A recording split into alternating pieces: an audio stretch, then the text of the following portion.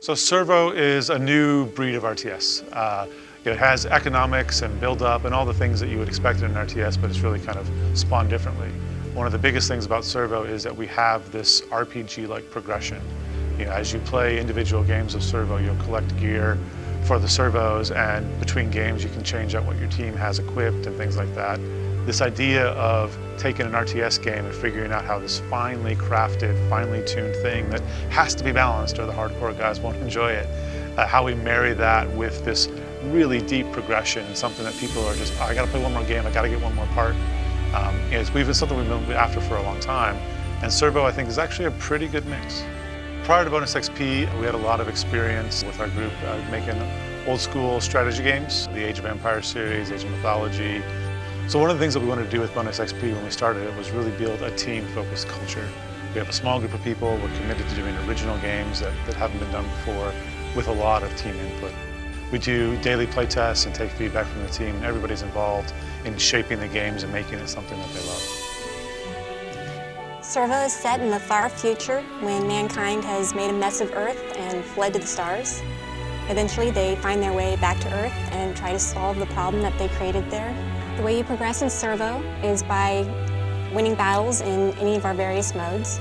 You earn new parts to invest in your servos, to add on to them new weapons and new body parts and new abilities to make them better fit your strategy.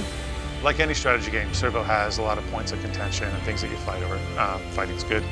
For most of the games in Servo, it's going to be the bloom. When you play a strategy game, you're fighting over bloom.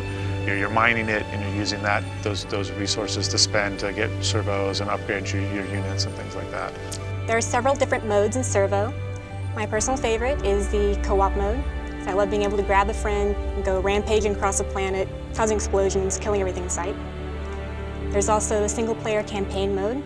We have 25 missions that take you back to old Earth, where you solve the mysteries left behind there. There's also a PvP mode, where you can play against other players, take on their base, earn some really cool parts.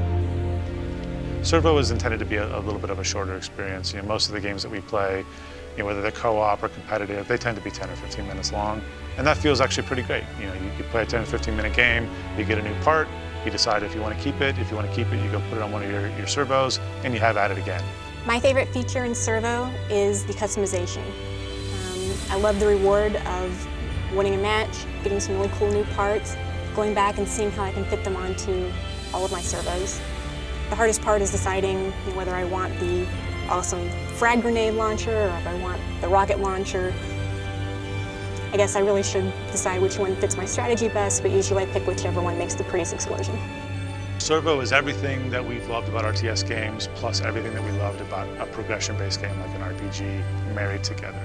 It's a simple, fun RTS to play, and then you have these units that you've made, these servos that you've built out over time, that you bring and you can put your imprint onto the RTS game and really make it yours.